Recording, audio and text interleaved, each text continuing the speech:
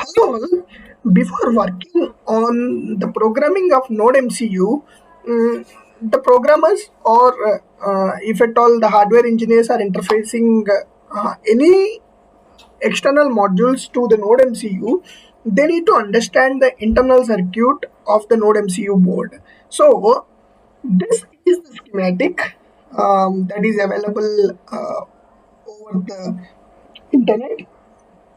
You can just see what are all the interfaces that are there, and from this we get to know what are all the constraints that are there on using the pins of the node MCU.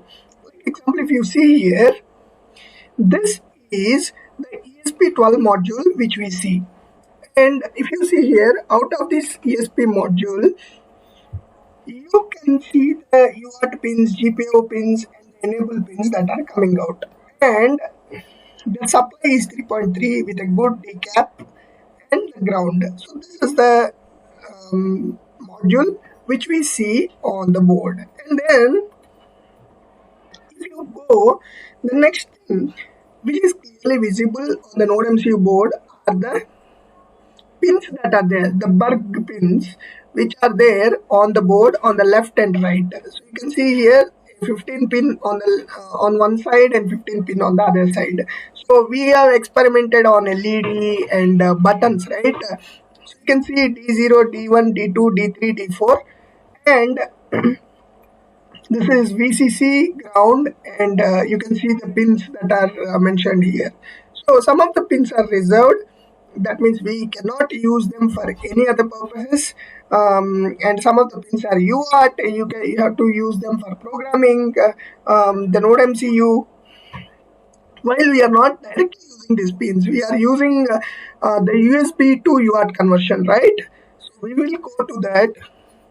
See, we have a micro USB connector on the board which gives 5 volts to the board, and you can see the USB lines going to the USB to UART converter. So in this schematic, CH340G IC is used to convert the USB lines to UART lines. You can see USB is the input here, and the UART is the output, TXD0, RXD0. So we must say TTL basically. So these TTL lines, TXD0, RXD0, are also routed here in the connector which we have seen. You can see here TXD0, RXD0, and they also go to the ESP12 module. Okay, and another important point is, so once the ESP12 module has to work, you need an oscillator. Okay, so but we don't use any onboard oscillator because we are using a module. For CH340G, you need an external crystal that need to be used. So you can see the in and out pins to which 12 MHz crystal is connected. So this is required for the module that is used. So if you buy a NodeMCU board, you might see USB to UART converter with the CP2102 from Silicon Labs, or it could be the CH340G based USB to UART conversion. So in the circuit, it is CH340G. And then, as we initially discussed in our videos, we have a 5 to 3.3 volt conversion here. So the node MCU, if you see here, is taking the 3.3 volts, right? So the node MCU, the ESP12 module on the node MCU works on 3.3 volt. The internal ESP8266 works on 3.3 volts. So you need to give 3.3. But when you see here, you have 5 volts that is coming from the USB connector. So we need to convert that 5 volts to 3.3, which we have a onboard regulator which converts 5 to 3.3, and then this is given to the ESP module. So we have covered the connectors, we have covered the module, we have covered the USB to UART regulator, and then let's see how each of these pins are used. Like example, in our part 5 video, we have talked about the LED connection. Okay, the blue LED that is there is internally connected to GPIO 16. So if you toggle GPIO 16, you can toggle blue LED. So that's how you can use the onboard LED rather than connecting an external LED and toggle the blue LED and check. And then there is GPIO 0. Okay, so GPIO 0, if you see here, is nothing but a D3. Okay, so to D3, you have a button as well. So button and then the LED are connected, and then there is a reset pin which if you short this R3 resistor, you can take this module to a sleep mode. So we will talk about that as well. And then there is ADC. So ADC underscore EX, as you see here. So ADC underscore EX is coming from the pin 15 of this J1 connector on NodeMCU, and then it is going here, which is further resistor divided and provided to the ADC of ESP8266. You can see the ADC, it is given here. Okay, so the ADC is coming from the connector to the module through a resistor divider. And then we have talked about the button, we have talked about the LED, we have talked about the ADC, and very, very important points. For a particular IC to boot, what do you mean by boot?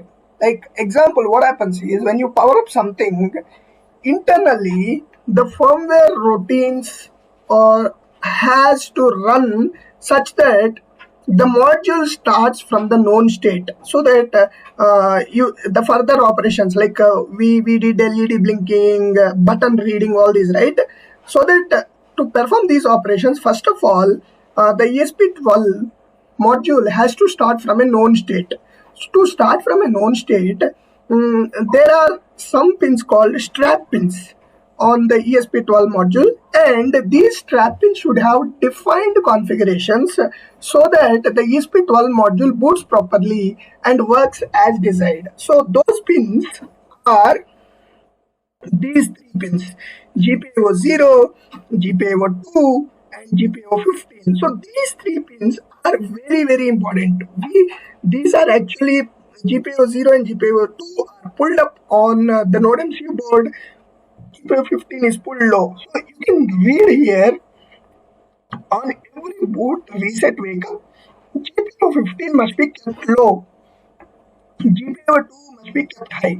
So GPIO 2 is pulled up, which is kept high. GPIO 15 is pulled low. So that means they are in default state. So if NodeMCU has to boot, this is required, and it is there on the NodeMCU dev kit that we are seeing. Then GPIO high means if you pull the GPIO high, which is in run mode, and if you pull GPIO low, that is flash mode. So if you want to work, if you want to program the program the flash, you have to change the state of GPIO 0 such that you can flash. And if you want to normally run the code, code to execute, you have to use enable give high, which is already there. So what this means is when you want to program, pull GPIO low and enable the flash mode. And now if you want to keep the sleep mode,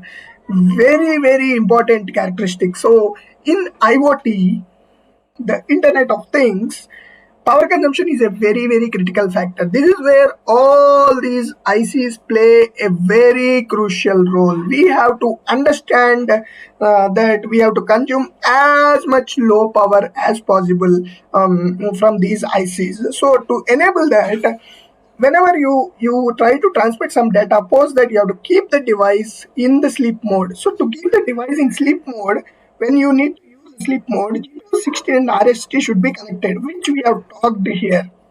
Okay, so if you have to connect GPIO 16 and reset, okay, reset is again from the chip. Okay, so that means you are looping back the NRST with the GPIO 0. If you loop back both of them, this module goes into sleep mode. So for now, This resistor is not mounted.